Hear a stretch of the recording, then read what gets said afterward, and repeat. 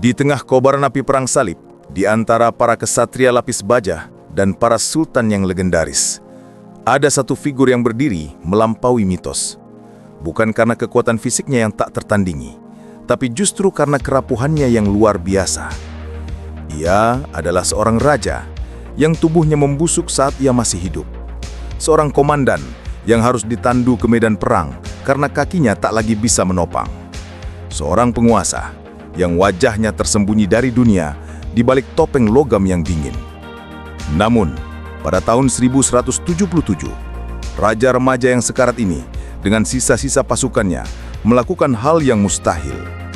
Ia berhadapan langsung dengan salah satu jenderal terhebat dalam sejarah, Salahuddin Al-Ayyubi, dan menghancurkannya. Dia adalah Baldwin IV, sang raja kusta dari Yerusalem. Tapi siapakah sosok di balik topeng dan legenda itu?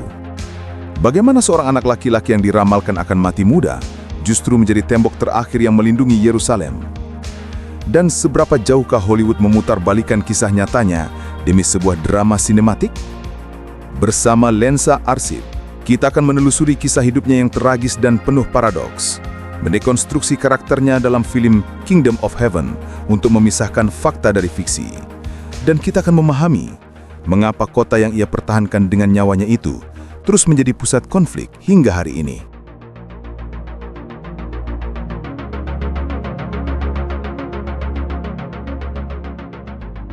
Kisah Baldwin IV dimulai dari sebuah garis keturunan yang ditakdirkan untuk memerintah di tanah yang paling rawan konflik di dunia. Dia adalah putra Raja Amalrik, seorang penguasa dari dinasti Anju yang memerintah kerajaan Yerusalem, sebuah negara tentara salib yang rapuh dikelilingi lautan musuh. Amalrik sadar betul akan kerapuhan kerajaannya. Karena itu, ia memastikan putra dan ahli warisnya, Baldwin IV, menerima pendidikan terbaik. Bukan hanya dalam ilmu pengetahuan dan diplomasi, tetapi juga dalam seni perang. Guru Baldwin IV adalah seorang sejarawan terkemuka, William dari Tirus. Dan melalui William lah takdir tragis sang pangeran pertama kali terungkap. Suatu hari saat Baldwin IV yang masih berusia 9 tahun bermain dengan teman-temannya, William menyaksikan sesuatu yang mengkhawatirkan. Permainan itu sederhana, melihat siapa yang paling tahan sakit. Anak-anak lain akan berteriak atau menarik lengan mereka, tapi Baldwin IV, ia tidak merasakan apa-apa. William dari Tirus menulis dalam catatannya, "Awalnya aku mengira ini adalah tanda ketabahan, bukan ketiadaan rasa sakit.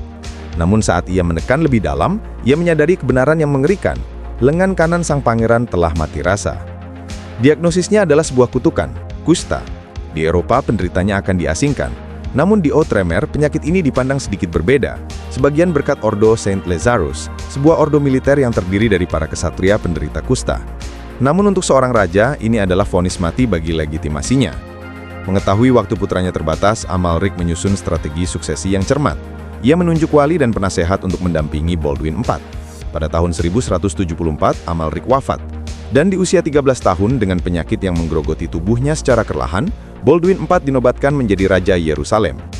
Tepat saat takdir Baldwin IV dimulai, sebuah kekuatan baru bangkit untuk menantangnya. Di Mesir, seorang jenderal Kurdi bernama Salahuddin Al-Ayyubi berhasil merebut kekuasaan. Dengan cepat, ia menaklukkan Suriah, menyatukan kekuatan Muslim yang terpecah dan mendeklarasikan satu tujuan suci, merebut kembali Yerusalem. Pada November 1177, Saladin melancarkan invasi besar-besaran. Ia memimpin lebih dari 26.000 prajurit, sementara Yerusalem hanya mampu mengerahkan kurang dari 7.000 orang, termasuk para kesatria Templar. Baldwin IV yang kini berusia 16 tahun dan terlalu lemah untuk menunggangi kuda, harus ditandu ke medan perang. Di hadapan musuh yang puluhan kali lebih besar, Baldwin IV memerintahkan agar relik salib sejati diangkat. Ia turun dari tandunya, bersujud di tanah dan berdoa memohon kemenangan. Momen itu membakar semangat pasukannya. Mereka tidak lagi melihat seorang raja yang sakit, mereka melihat seorang martir yang hidup.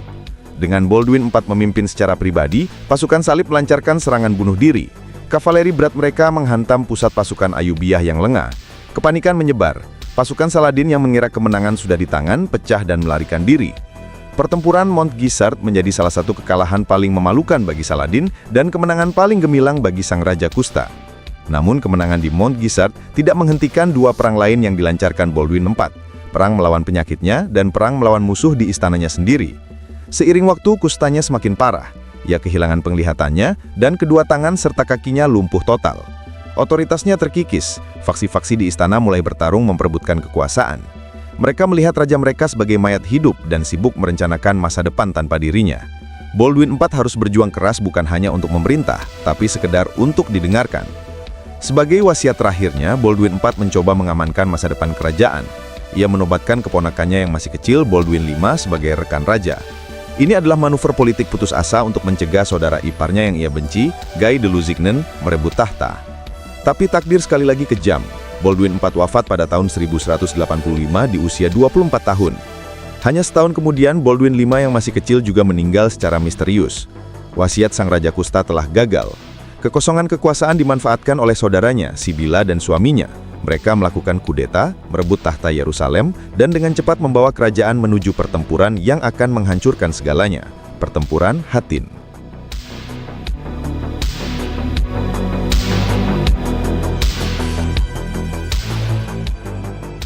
Kisah sejarah Baldwin IV adalah kisah tentang tragedi, kepemimpinan, dan wasiat yang gagal.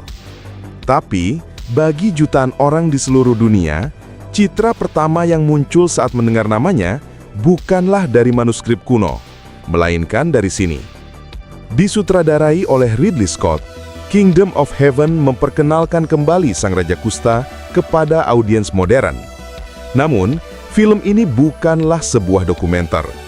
Bab ini adalah tentang dekonstruksi, memisahkan sang raja dalam sejarah dari sang filsuf di layar perak. Elemen paling ikonik dari Baldwin IV versi film adalah topengnya, sebuah simbol isolasi, penderitaan, dan misteri yang brilian secara sinematik. Tapi, apakah itu nyata? Jawabannya, kemungkinan besar tidak. Tidak ada satupun sumber sejarah dari masanya, termasuk dari saksi mata seperti William dari Tirus, yang pernah menyebutkan bahwa Baldwin IV mengenakan topeng untuk menutupi wajahnya. Topeng itu adalah sebuah kebebasan dramatis, sebuah alat visual yang kuat untuk menyampaikan kondisinya tanpa perlu menunjukkan kengerian penyakitnya secara eksplisit. Sebuah simbol, bukan fakta. Perbedaan paling fundamental terletak pada kepribadiannya. Film melukiskannya sebagai seorang raja filsuf yang bijaksana, hampir pasif, seorang pencari damai yang terpaksa berperang. Namun, Baldwin IV yang asli jauh dari itu. Catatan sejarah menunjukkan Baldwin IV adalah komandan militer yang proaktif, bahkan agresif. Ia tidak ragu memimpin dari garis depan dan mengambil resiko besar. Ia adalah produk dari dunianya. Seorang raja pejuang yang taat, bukan seorang humanis abad ke-21 yang terjebak di abad ke-12. Ia berjuang untuk melindungi kerajaannya, bukan untuk menciptakan utopia antar agama, seperti yang disiratkan film. Jadi, mengapa sutradara Ridley Scott mengambil kebebasan dramatis ini? Pertama, untuk penyederhanaan narasi. Politik internal Yerusalem sangatlah rumit dan penuh faksi. Menggambarkannya secara akurat akan membingungkan penonton. Film menyederhanakannya menjadi konflik yang lebih mudah dipahami. Faksi baik yang cinta damai, Baldwin, Tiberias, melawan faksi jahat yang haus perang, Guy dan Reynaud de Chatillon. Kedua, untuk menciptakan pahlawan tragis yang lebih beresonansi. Sosok raja bijak yang tubuhnya hancur oleh penyakit, namun jiwanya tetap murni, adalah karakter yang sangat kuat dan simpatik. Ini mengubah Baldwin IV dari sekedar figur sejarah menjadi simbol universal tentang perjuangan melawan takdir. Dan terakhir, Baldwin IV versi film berfungsi sebagai corong sutradara. Ia menyuarakan tema utama film tentang toleransi dan absurditas konflik religius. Meskipun pesan ini kuat, penting untuk diingat bahwa ini adalah cerminan dari kepekaan modern kita, bukan realitas brutal politik dan keyakinan di era Perang Salib. Pada akhirnya, Kingdom of Heaven mungkin bukan sumber sejarah yang akurat, tapi ia berhasil melakukan sesuatu yang luar biasa, mengabadikan esensi dari tragedi Baldwin IV. Meskipun topengnya fiksi dan kepribadiannya diubah, penampilan Edward Norton berhasil menangkap penderitaan, kecerdasan, dan beban berat yang dipikul oleh raja muda ini dan memperkenalkannya kepada dunia.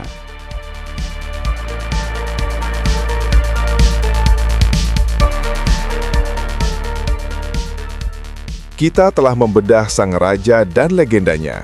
Tapi satu pertanyaan terakhir yang paling fundamental masih tersisa. Mengapa? Mengapa kota ini? Mengapa Yerusalem menjadi titik pusat perebutan yang begitu sengit, hingga seorang raja yang sekarat rela mempertaruhkan segalanya, dan seorang sultan agung mendedikasikan hidupnya untuk merebutnya kembali? Untuk memahami Baldwin, Salahuddin, dan Perang Salib, kita harus memahami jiwa dari kota yang mereka perebutkan. Bagi umat Kristen, Yerusalem adalah panggung dari peristiwa paling sakral dalam iman mereka. Disinilah, menurut Perjanjian Baru, Yesus Kristus disalibkan, wafat, dan dibangkitkan. Gereja Makam Kudus yang dibangun di atas Bukit Golgota menjadi tujuan peziarahan paling utama selama berabad-abad.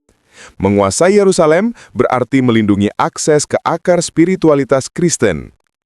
Bagi umat Islam, kota ini dikenal sebagai Al-Quds, yang suci.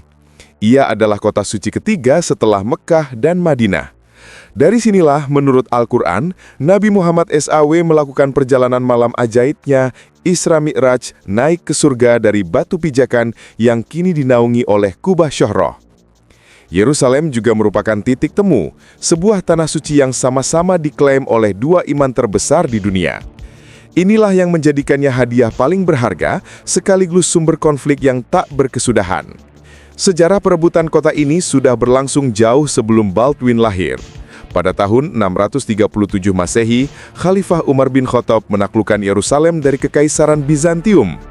Penaklukan ini tercatat dalam sejarah sebagai penaklukan yang damai. Khalifah Umar menjamin keamanan para penduduk Kristen dan situs-situs suci mereka, sebuah presiden toleransi yang akan terus dikenang. Namun semua berubah pada tahun 1099. Setelah seruan Perang Salib pertama, para kesatria dari Eropa berhasil merebut Yerusalem. Berbeda dengan penaklukan oleh Khalifah Umar berabad-abad sebelumnya, pengambil alihan ini diwarnai oleh pembantaian brutal terhadap penduduk Muslim dan Yahudi di dalam kota. Peristiwa inilah yang melahirkan kerajaan Yerusalem yang dipimpin oleh Baldwin IV, namun juga menanam benih dendam yang dalam di dunia Islam. Benih dendam itu akhirnya dituai oleh Salahuddin. Pada tahun 1187, 2 tahun setelah kematian Baldwin IV, Salahuddin berhasil merebut kembali Yerusalem. Menggemakan kebijakan Khalifah Umar berabad-abad sebelumnya, Salahuddin menaklukkan kota dengan pertumpahan darah yang minimal dan mengizinkan banyak penduduk untuk menebus kebebasan mereka. Siklus sejarah telah berputar.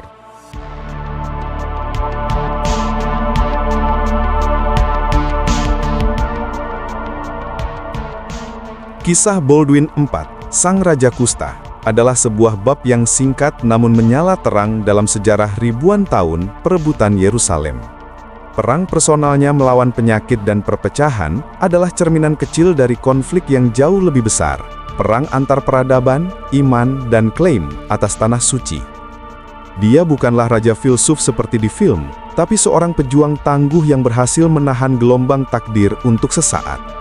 Kehidupannya yang tragis mengajarkan kita bahwa sejarah tidak dibentuk oleh kekuatan besar semata, tetapi juga oleh kemauan luar biasa dari satu individu yang menolak untuk menyerah pada kehancuran.